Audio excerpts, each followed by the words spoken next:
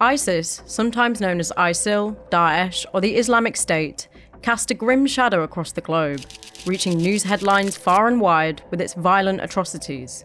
The notorious jihadist faction once dominated in Iraq and Syria, and still to this day leads the list of the most dangerous terror organisations worldwide. Today, the caliphate lies in pieces, shattered by relentless efforts of Iraqi, Kurdish and coalition forces, determined to stamp out its reign of terror. But how did ISIS appear to rise so quickly? What led to its dramatic collapse? And most crucially, have ISIS ultimately been defeated? Drawing on the Imperial War Museum's collection, in this video, we will conduct a top-level exploration into the rise and fall of one of the world's deadliest terrorist groups. ISIS have their origins in the 2003 Iraq War. The collapse of the Saddam Hussein regime created a vacuum in parts of Iraq that was filled by radical jihadists, many coming from abroad. Predecessors, such as Al-Qaeda in Iraq, set up by Abu Musab al-Zarqawi in 2004, and Islamic State in Iraq, formed in 2006, were key insurgency groups fighting the Iraqi government and coalition forces. By 2010, they had largely been nullified. However, ISI were able to start rebuilding. In Syria, with the outbreak of the civil war, and with the growing public discontent in Iraq against the government, especially within Sunni and Kurdish communities, they were able to regroup, retrain, and take advantage of the deepening political and social issues in the region. When coalition forces left Iraq in 2011, things on the face of it may have seemed stable. However, there were fundamental weaknesses that would be exploited over the years to come. With the departure of coalition forces, Iraq no longer had the military and intelligence support of countries such as the United States. Large sums of money and training had been supplied by coalition forces to rearm, modernise and retrain the Iraqi security forces. Yet decisions by the Iraqi government eroded the effectiveness of the senior leadership within the Iraqi army. On top of this, the security situation in Iraq by 2011 was already once again turning against the Iraqi government. While democratically elected, the government run by Prime Minister Maliki was centralised, alienating a large segment of the Iraqi political elite and general population. Maliki was fearful of any threats to his power, and he maintained a tight grip of the Iraqi military, conducting purges of the senior military leadership to ensure those in positions of power were supportive of him. To combat the insurgency in 2007, the Prime Minister had made promises to Sunni communities, which he failed to honour in the subsequent years, resulting in deepening anger and disenfranchisement. Even with growing discontent in Iraq, the 2007 Surge and Awakening did manage to effectively nullify insurgent groups like the Islamic State in Iraq, ISI. From 2008 to 2010, ISI were consistently targeted by Iraqi and coalition forces. On the 18th of April 2010, ISI's top leaders Abu Hamza al-Muhajir and Abu Omar al-Baghdadi were both killed in a joint US-Iraqi raid near Tikrit. By this point, most of its leaders, recruiters and financiers had been killed or captured. ISI looked all but defeated. But this would not be the case for much longer. The next person to take leadership of ISI was Abu Bakr al-Baghdadi. He was appointed without approval by Al-Qaeda, who ISI were allied to at this time.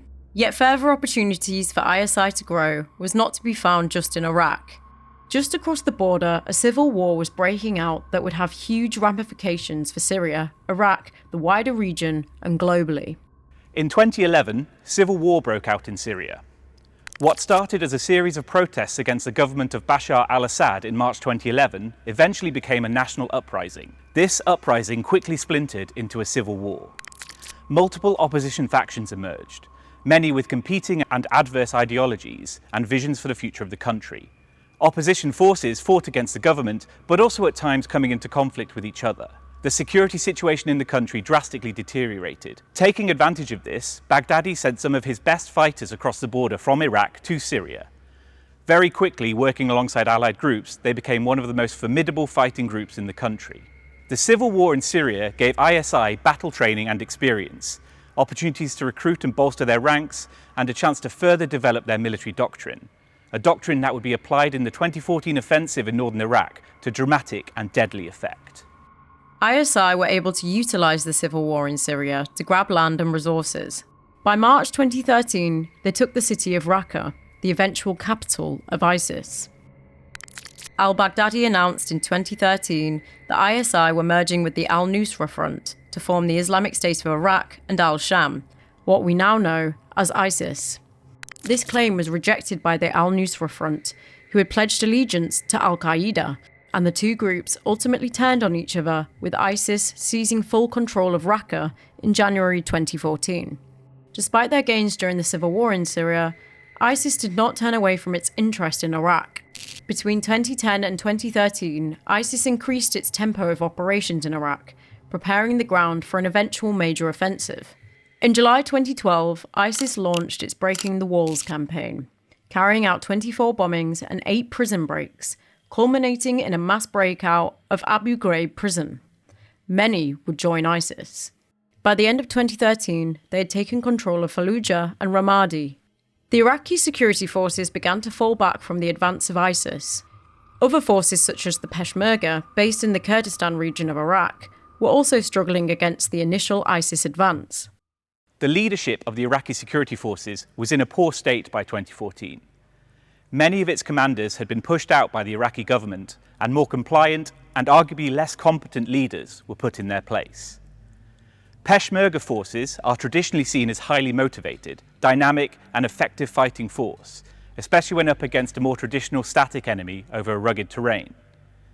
However, by 2014, Peshmerga forces had not had any major combat experience since 2003. They had to assume a more static role to defend a geographic region, and they were also fighting a very different enemy with a new style of warfare. ISIS employed terrorism, guerrilla hit-and-run style attacks alongside a semi-conventional maneuver style of fighting, which initially overwhelmed the Peshmerga forces and the Iraqi security forces. ISIS were more mobile, more organised and better equipped, especially as they had seized a lot of equipment from the Iraqi armed forces during their initial advance, and they were battle-hardened from recent combat. The lack of cohesion within the Iraqi army in the face of a ruthless, brutal and determined enemy was to be starkly exposed with the fall of Mosul. Mosul, the second largest city in Iraq, was captured by ISIS on the 9th of June 2014. On paper, ISIS were thoroughly outnumbered by the Iraqi security forces, military contractors and militias defending the city. After making a feint towards Samarra on the 5th of June 2014 with a small force, the main forces of ISIS attacked Mosul and took the city within days. Many argue this is due to the ferocity and mobile tactics of the ISIS fighters, employing suicide attacks and insurgency tactics behind the front lines, as ISIS were able to infiltrate the city in advance. However, the performance of the Iraqi army was hindered by many factors, such as the occurrence of ghost soldiers embedded in the Iraqi army, soldiers who paid their officers half their salaries and in return did not show up for duty. There were supposed to be approximately 25,000 soldiers defending Mosul, but some believe there to be around 10,000. On a smaller scale, it was believed that the 6th Brigade of the Iraqi 3rd Army Division, part of the first line of defence of the city, had only 500 soldiers, not the 2,500 reported on paper. The Iraqi security forces had very few tanks and a shortage of artillery in the city. Most of it had been sent to Anbar province. They did not have much support from the local population, and there were even rumours of issues with food supply for Iraqi soldiers defending the city. It had only been 11 years since the entire Iraqi military apparatus had also been dismantled by the Coalition Provisional Authority. Many experienced officers and soldiers who were dismissed from their jobs in 2003 refused to rejoin the new security forces, and some even decided to actively fight against them. All these instances of alleged corruption and inefficiencies meant that morale was low within the Iraqi security forces protecting Mosul, and they couldn't put up a combined defence against a more cohesive, vicious and battle-hardened enemy. The fall of Mosul was a major moment. ISIS now controlled the second largest city in Iraq. The Iraqi security forces had been pushed back and were in disarray. It was in Mosul where on the 4th of July 2014, Baghdadi appeared at the Great Mosque of Al-Nuri to declare the restoration of the caliphate. Mosul became the political and economic hub for ISIS, securing significant funds through sales of oil and taxes on the local population. The initial ISIS offensive was eventually checked, not by the Iraqi government or security forces, but by tens of thousands of self-organised Iraqi volunteers determined to protect their country and their liberty in the face of this existential threat. ISIS made no secret of its ultimate ambition: a global caliphate secured through a global war. Life under ISIS was incredibly harsh.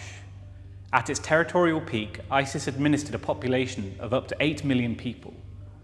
Life was characterized by strict laws of dress and behavior, and harsh punishment for any disobedience.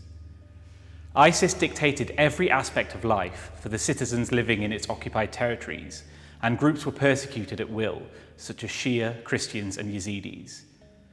Punishment, intimidation, and torture were regular features of everyday life. This electric keyboard belonged to a resident of Mosul who was forced to flee their home before ISIS took the city, leaving behind most of their belongings. Most music was prohibited by ISIS, and they have made attempts to destroy and damage this keyboard. The owner was later able to return home and recover the keyboard in 2017 after the city was retaken by Iraqi and Kurdish forces. As ISIS expanded further into Iraq, stories of the harshness and violence of life under their occupation were becoming more and more frequent. By the summer of 2014, however, the full understanding of the danger ISIS posed in Syria and Iraq, but also globally, was becoming a lot clearer. Between the 12th and 14th of June 2014, approximately 1,700 Iraqi soldiers, air cadets and volunteers escaping Tikrit Air Academy, previously known as Camp Speicher, were killed by ISIS at the Presidential Palaces complex in Saladin. ISIS took the town of Tikrit on the 11th of June. Several military units were stationed at the Tikrit Air Academy at the time, including up to 1,300 cadets and volunteers in training. With reports of the fall of Mosul and rumours of ISIS's quick advance, chaos spread through the camp, and many senior officers fled. On the 12th of June, up to 2,500 men left the base in civilian clothes. While many residents from Tikrit and the surrounding areas rescued hundreds of soldiers and cadets, the majority were captured by ISIS on the Baghdad-Mosul highway. Most were taken to the presidential palace complex nearby. Sunni prisoners were offered repentance, but Shia prisoners were executed, and their bodies either left in mass graves or thrown in the river Tigris. In August 2014, ISIS attacked Sinjar in northwestern Iraq and began a devastating assault on the Yazidi people living there. Sinjar is home to the majority of the world's Yazidis, a distinct religious community whose beliefs and practice span thousands of years. When Sinjar was captured by ISIS, Yazidi men and boys over 12 were separated from the women and girls and executed if they refused to convert to Islam. Yazidi women and children were forcibly moved to holding sites. In some cases, the older women were executed. Most of the captured women and girls were also sold as slaves, forced to convert to Islam and subject to sexual violence. Some managed to flee, many onto the upper plateau of Mount Sinjar, where they were then effectively besieged by ISIS and exposed to the elements without food, water, or medical care. The total number of Yazidis captured, killed, and missing is uncertain to this day.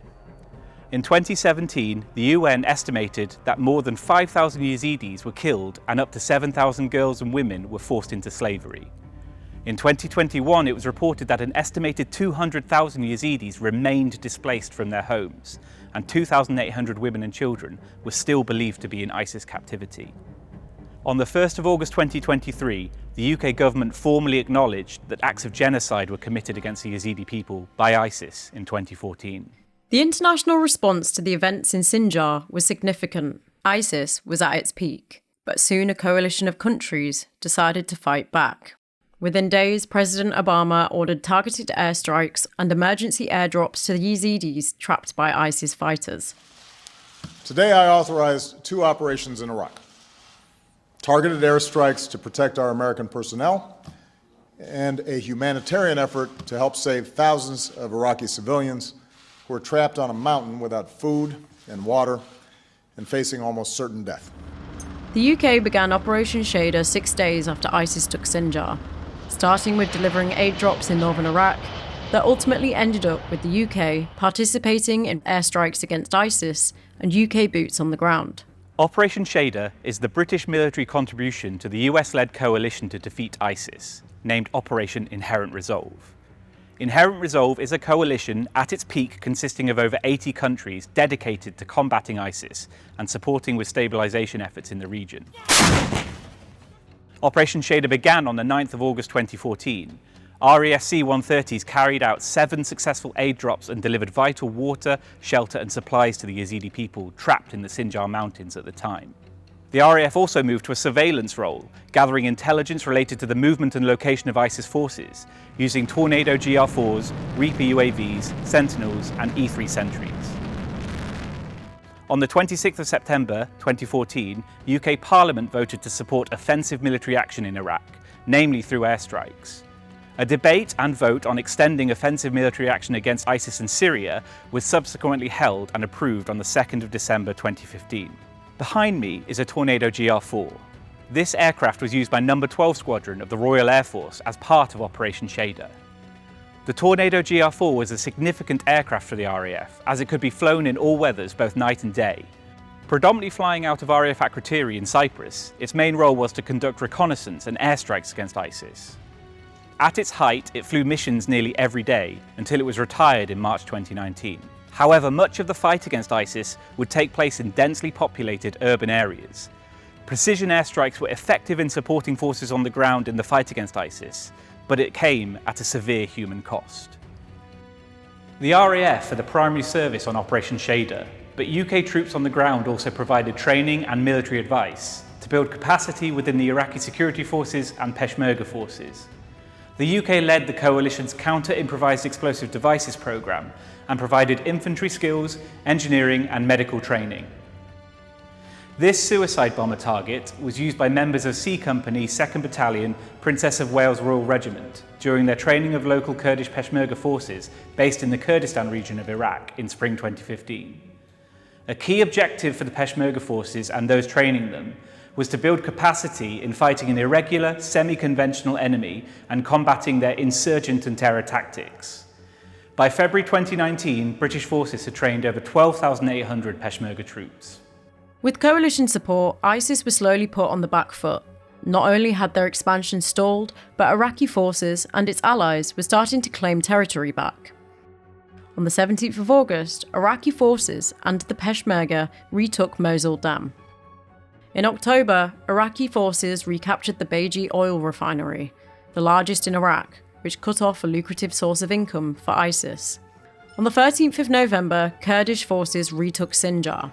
By the end of the year, Iraqi forces had also retaken Ramadi, but these advances came at a cost, as ISIS unleashed further waves of terror attacks across Iraq and globally in response. By the end of 2015 and early 2016, ISIS increased the rate of suicide and IED attacks against civilians and security forces in Iraq, largely in response to their growing losses against Iraqi and Kurdish forces.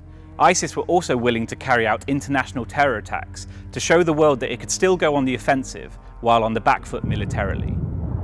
After the coalition was formed, ISIS also quickly responded through public executions of aid workers, journalists, and other prisoners.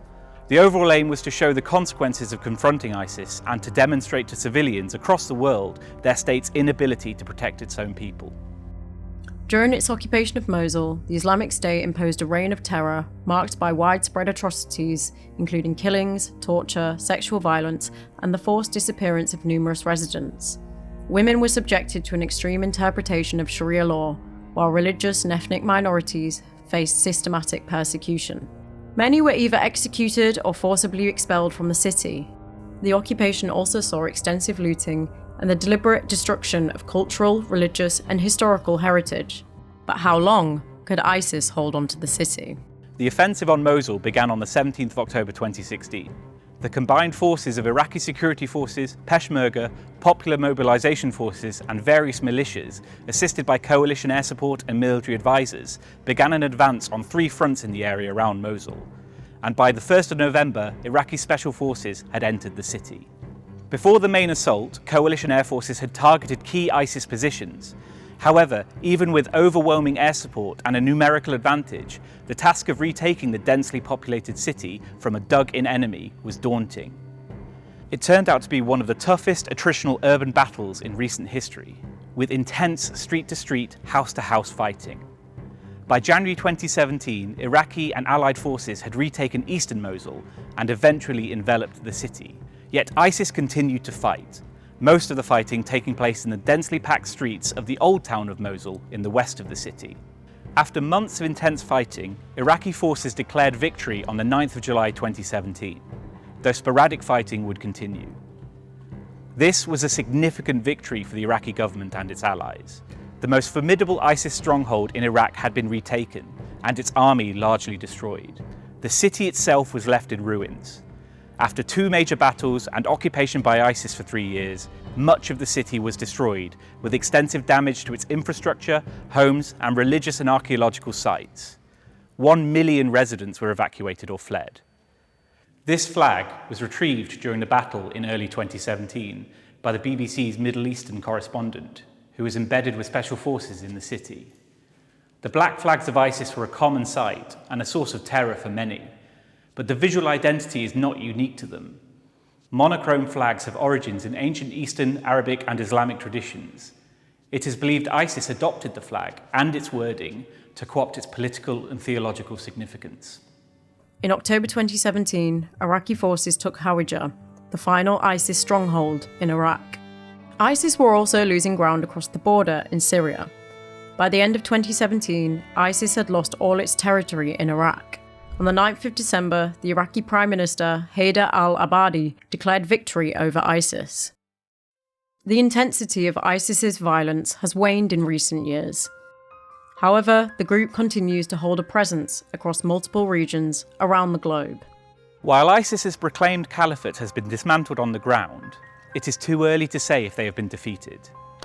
In March 2019, Syrian Democratic Forces, supported by the global coalition under Operation Inherent Resolve, were able to remove ISIS from its last substantial bit of territory in Baghouz in Syria.